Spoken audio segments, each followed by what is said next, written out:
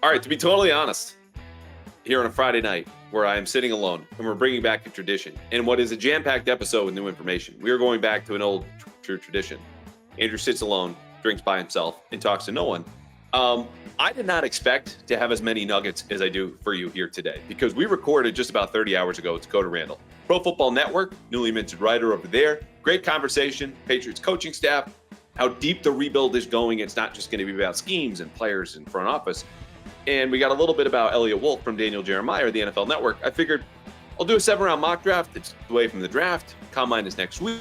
Give it a taste. Give it a test. Dip your toe in the water with the draft. And that'll be it. We'll get in, we'll get out. Well, since I hung up with Dakota, picked up the phone, made some calls, shot some texts. Around this time of year, you're trying to set meetings to the combine, people with other teams, maybe a couple of agents, folks with the Patriots. Just grab a beer, okay? Monday through Friday, and this year it's really Monday through Sunday. The whole league descends on Indianapolis for the combine, right? And every media, which is executive, back to college from like 9 to 10 p.m. until 4 in the morning. Dabble more than others. Drinking at the same bars, drinking cheap beer, seeing each other, running into people. Like you would see the person in your English class that you never spoke to. But when it's 1 a.m. and you walk in, you go, oh, hey, what's up? Because you both had a few. Anyway, in trying to set up these meetings and get to know what's going on with the Patriots free agency and the draft, I got a lot back. So today, you get a lot yourself on Kendrick Bourne, Kyle Duggar, Michael Williams, and of course, the aforementioned 7-round mock draft. But before we get to any of that, some vegetables, if you will. The salary cap was announced here today. And the salary cap for the 2024 season in the NFL is going to be $255.4 million. That is an unprecedented $30 million leap from last year. It's about just over 13% increase.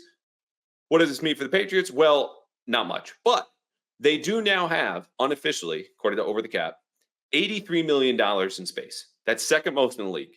And they'll be at $96 million if and when they either release or restructure the contract to J.C. Jackson, who right now is on the hook for over $14 million, none of which is guaranteed. Obviously, he's not up right now that's worth that. So some type of move is coming. And if and when they get into the neighborhood of $96 million, and maybe more, they could have other releases, trades, cuts, whatever is going to be on the way, they will be atop the league in cap space. So what this big jump did is not necessarily help the Patriots, who were already, again, second in the league in cap room. What it did is really more provide breathing room for teams at the bottom who don't have to make as many drastic changes now as they may have had it only increased to, say, $240 million up from 24. So teams like the Saints, Chargers, Dolphins, who are all way over the cap right now. And speaking of Miami, they cut Xavier Howard, veteran corner, Emmanuel Agba, outside linebacker today. They have to make moves. And I say all of this, A, because it's news. B, as a reminder that the cap is not crap. Okay? Again, stop listening to talk radio to know about the nuances of the NFL. Pick up podcasts like this.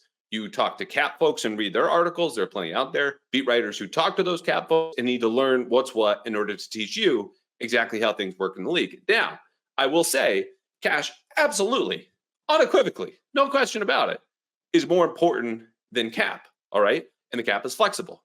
It's just an accounting mechanism to keep all of these billionaire owners from spending each other into oblivion to get the best players possible. However, it is also a real limit imposed every year and abided by every single team, every single year. So you need to know about it and what it means and what it doesn't. What it means is Xavier Howard gets released, Emmanuel Agba's out the door because the Dolphins have to figure this out and don't really want to kick the can by making moves like converting base salary into signing bonus, which allows the teams to kind of shift their books and get under the cap, even if the cash is being spent more. It's kind of a short-term move to save, to create basically more long-term pain. The last reason I bring up the salary cap, I explained this last week, and this is important. This is very Patriots specific. One of the headlines of that episode was the Patriots are going to spend big in free agency. And again, the cap did not do much for their position, already is having the second most in the league. All right, they were already expected to spend big. Folks, they are going to spend even bigger, and here's why. They have to, okay? Every 2 to 3 years, there is a cash spending floor in the NFL. Right now, the Patriots and everybody else just started at year one of a 3-year window. Within this 3-year window, teams need to spend to 90% of the aggregate salary caps. So right now it's 255 million.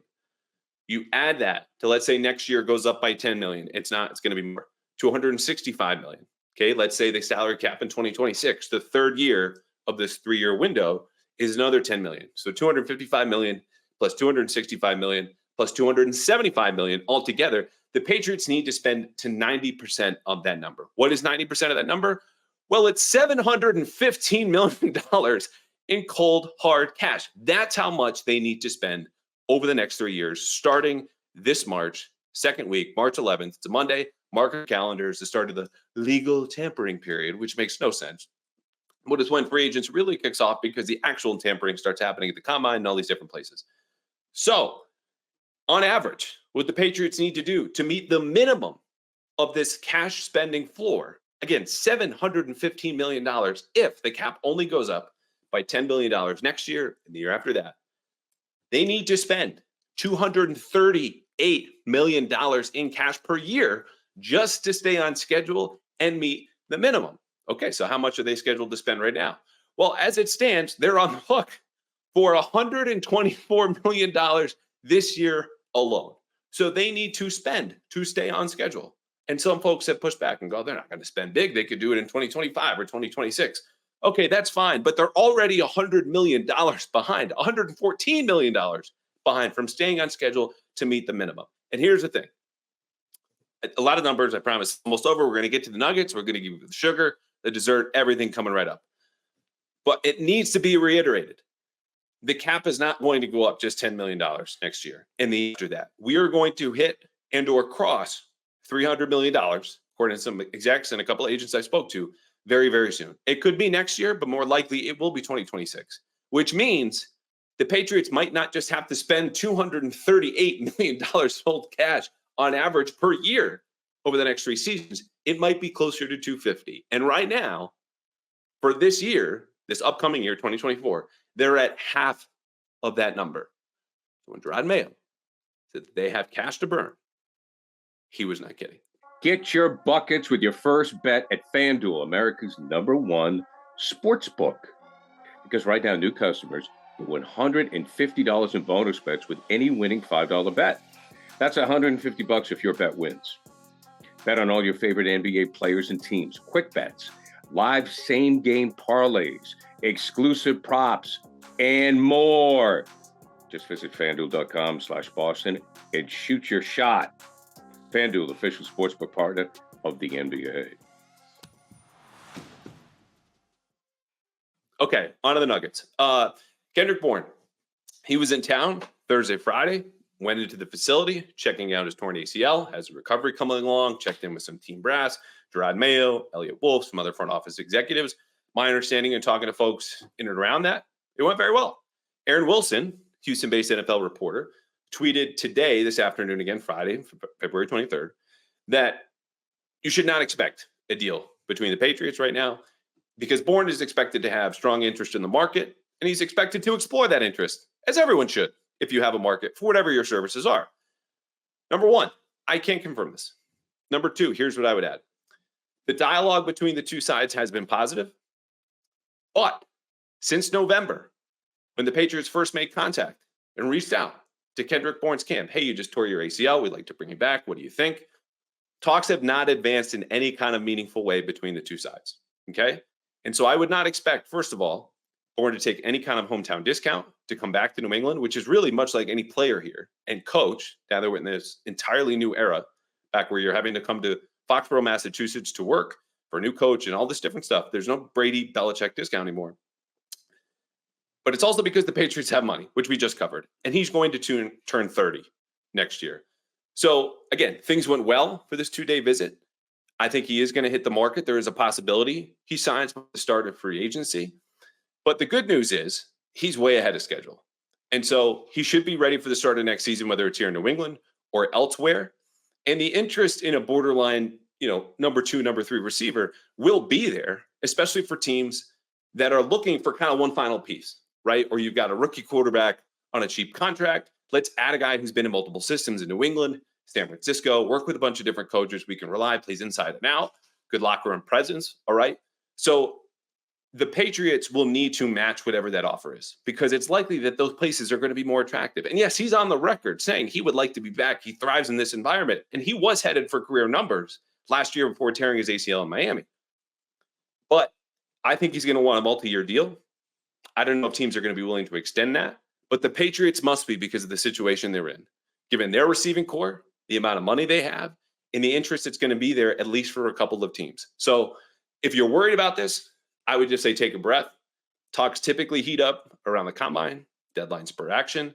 They have been in discussions loosely for months, which have not gone anywhere, but he's still showing up. He's testing well. He's healthy. He's expressed an interest to return, but the money's got to talk. And for at the end of their career, that should be the case. That should be your approach.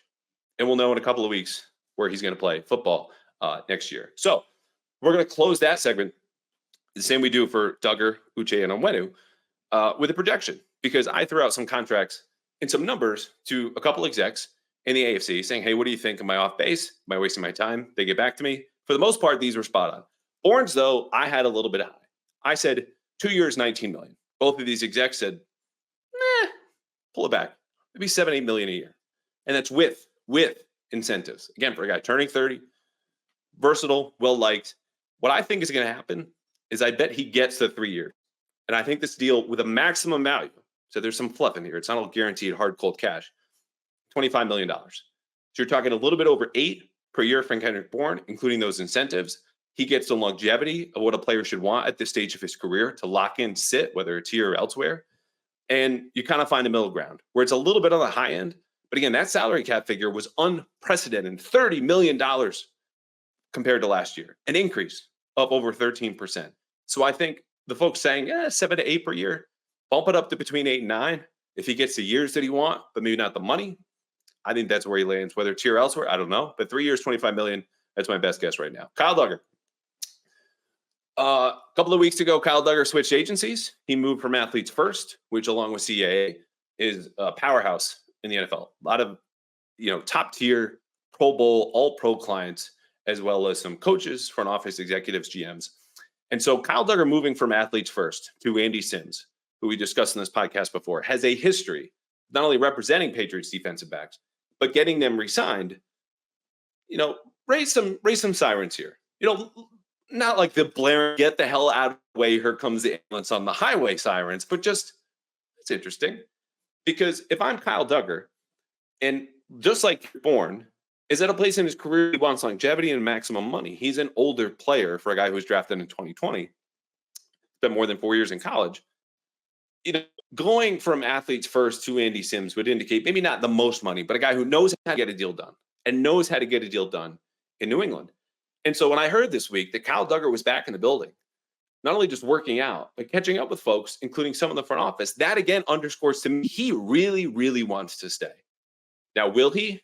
Won't he?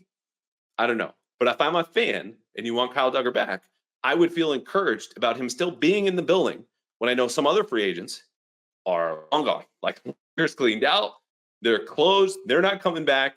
We'll talk in March, we'll talk business, but for now they're on vacation. And you know what? Again, mazel tov. This is the offseason. Wherever Kyle Duggar signs, based on the feedback I got, I would expect somewhere between 3 and 4 years. And if it's 3 years, $40 to $44 million. And my best guess, if it is 4, to go somewhere between $50 to $56 million. That's based on, the player he is, the history of the contract. I don't know what the guarantees would be, but again, he's looking for a longer deal to settle in, get that big second contract, because it will be the last big contract that he gets. Speaking of big contracts, Mike Onwenu, ESPN's Jeremy Fowler reported weeks ago that the Patriots do not expect him back. I'm like, whoa, these are the ambulance sirens coming down. Okay, like what the hell is going on here? He just cleaned out his locker. He went to the national championship game with a couple other guys. Team, one watched his alma mater win, Michigan go on. What's he upset about? Well, here's the thing. He's going to have a big market. And I have heard since Jeremy's report, similar pessimism about Mike Onwenu's next team being his current team. Again, he's going to have a giant market. He's one of the top offensive tackles who can basically play at least 3 known positions, left guard, right guard, and right tackle. Maybe he can kick out to left tackle. We don't know. On the offensive line. Players like him in their mid-20s, smart, tough, durable, and versatile, get paid the big bucks. Now, he is on the record, Michael Onwenu is, saying he would be open to a return. But I will remind you, it is in the best interest of every free agent in the history of pro sports to say, I would love to come back, even if it's not true, because it stokes their market. It seemingly maximizes their suitors and forces them to bid against one another for his services. Now, I'm not calling Michael Onwenu a liar. Absolutely not. Okay. Nice guy. We've gotten to have a good relationship. I'm just saying, for him to return, based on his market, his skill set, what is in his career, the money is really going to have to talk for him to come back to New England. How much money is that? Again, based on the feedback I got, my first guess was a good one. I would think 4 years, between $60 to $64 million. So you're talking about $15 to $16 million annually. That's right in the ballpark of Mike McGlinchey, who got a big deal top of the market last year. Actually, not top of the market, but around Orlando Brown Jr., a little shy of Juwan Taylor, who got $20 million a year from KC. The guarantees matter more than the average annual value. But for a player of his caliber, experience, versatility, Michael Onwenu is getting a big fat contract, and he deserves that big fat contract. Will it be in New England? I doubt it as of now, but that's where things stand, where I think he'll land. Last one, Josh Uche. Not as much on Josh, who's done media before in the offseason. You might hear from Josh yourself, but I asked two executives. I said, I think this is going to be a one-year deal between $8 and $10 million.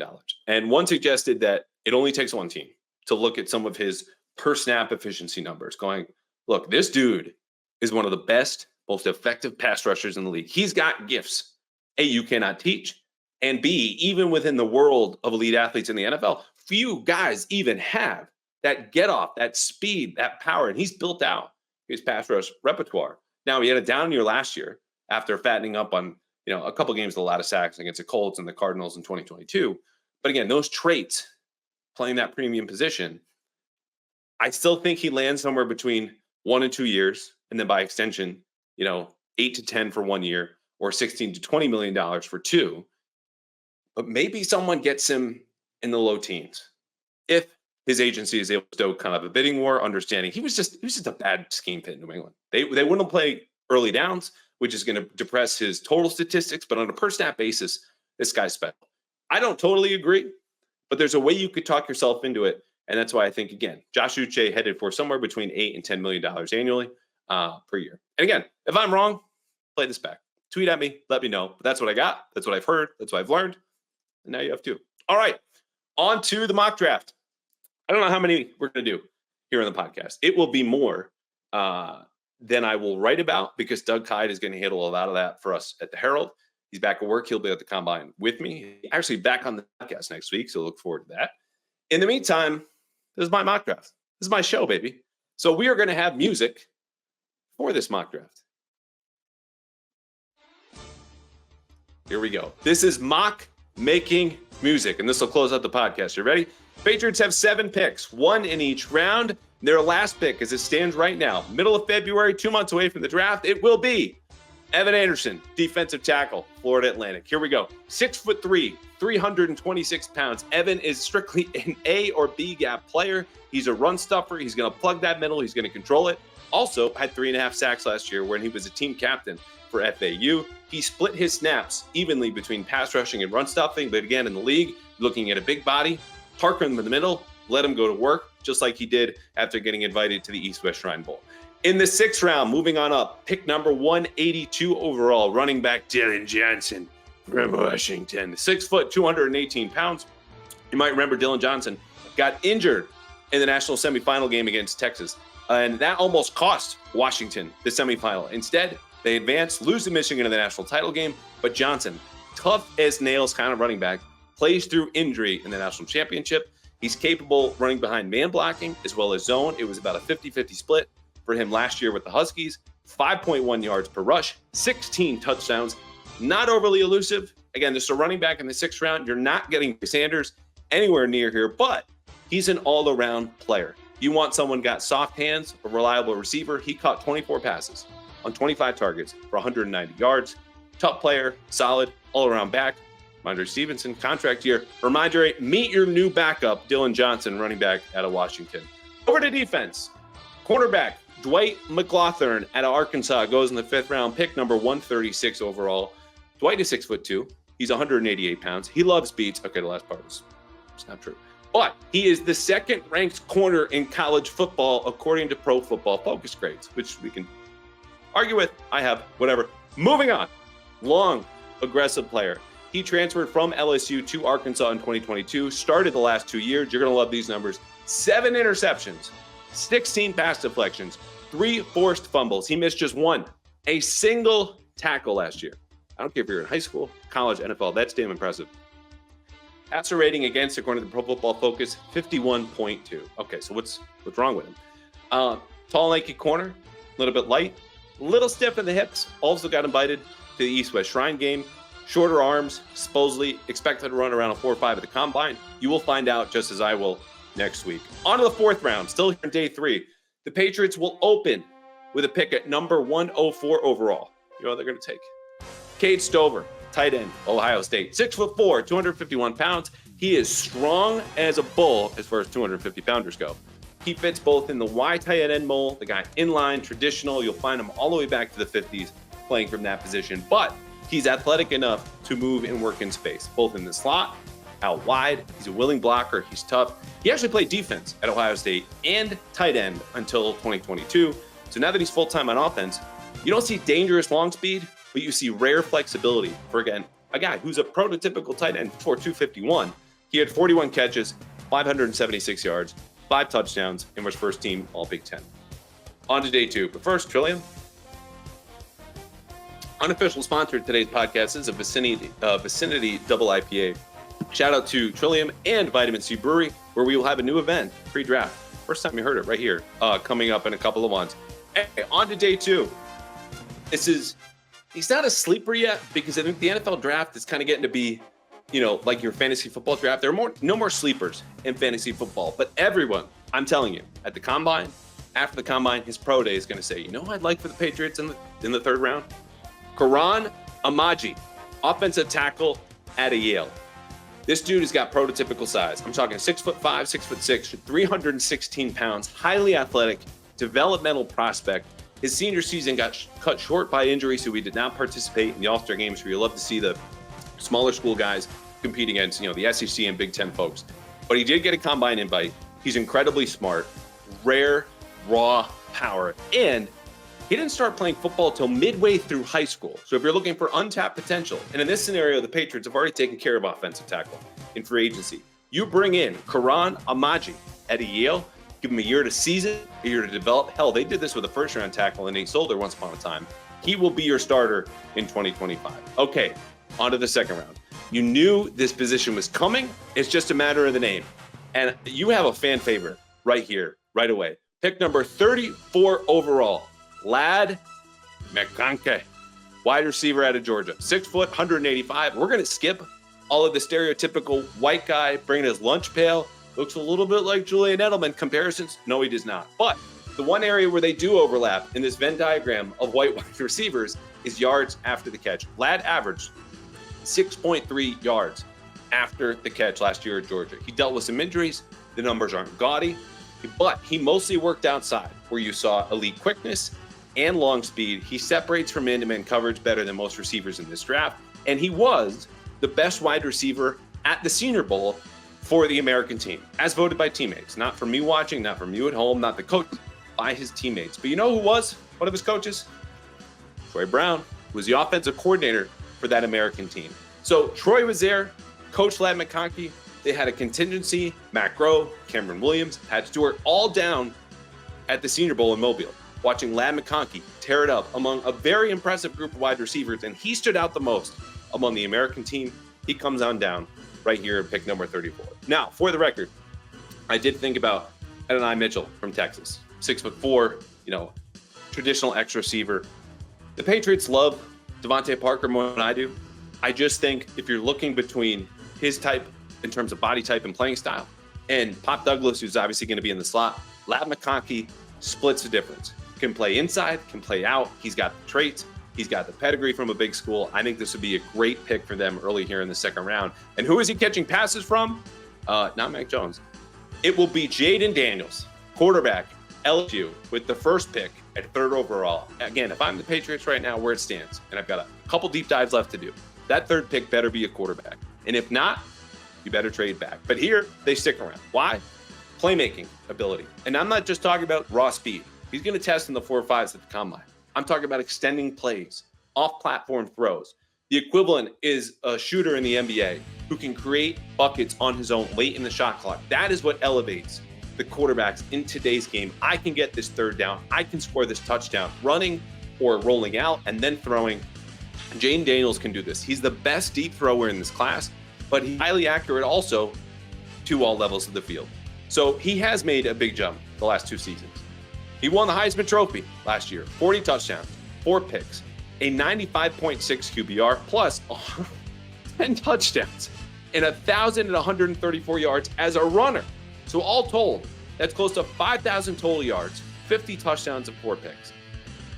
I don't know what more than you want. Accurate, smart, a leader, hella experience given all of his years at Arizona State, now at LSU, best player in college football. Come on down, Jayden Daniels, who can do everything in the modern game and in the traditional sense. Couple catches for people who are, I'm going to say anti-Jayden Daniels. He's in the top 10 just like Drake May and Caleb Williams. But if you like May or Caleb Williams a little bit more, you're saying these following things about Jayden Daniels. They are. He had 2 stud wide receivers who might go in the top 15, Malik Neighbors and Brian Thomas Jr. Okay. New England obviously is going to be a little reluctant to pick a quarterback who might have been boosted by his supporting cast. Jayden Daniels is very different from the quarterback I'm not so subtly referring to in Mac Jones. But you go, what is he going to be like in an environment where he's not throwing to 2 NFL receivers playing against college secondaries? The other part is he's 6'3", 205. Okay. Normal human being. It's pretty effing big. But in the world of the NFL, he's thin. And he doesn't play like he's thin. He will lower his shoulder like he's 265. Brandon Jacobs style 265 instead of 205. And playing 17 games against NFL defenses could lend itself to injury. My thing is, if that's your big issue with Jayden Daniels, teach the man to slide. Make him understand very early how important it is that he does that or gets out of bounds, because he checks literally every other box you could want from a quarterback. Physically, mentally, just the resume on down. Patriots land Jayden Daniels, number 3 overall. That is a big win. All right. I hope you have considered this episode a big win here on the podcast. A little fun getting that mock draft of the ESPN bed music. We will be back 2 episodes next week, both live from Indianapolis. I already teased Doug Kyde will be back on the show. I will not be out of breath as we are right now, but we will have a ton of good nuggets, again, from coaches, execs, scouts, the prospects themselves. Quarterbacks are going to speak on a Friday, I believe it is. And so you will hear from myself, from Doug, people around the league, where the Patriots are and where they will be. In the meantime, have a great weekend and have fun mocking yourselves, all right? See you next week.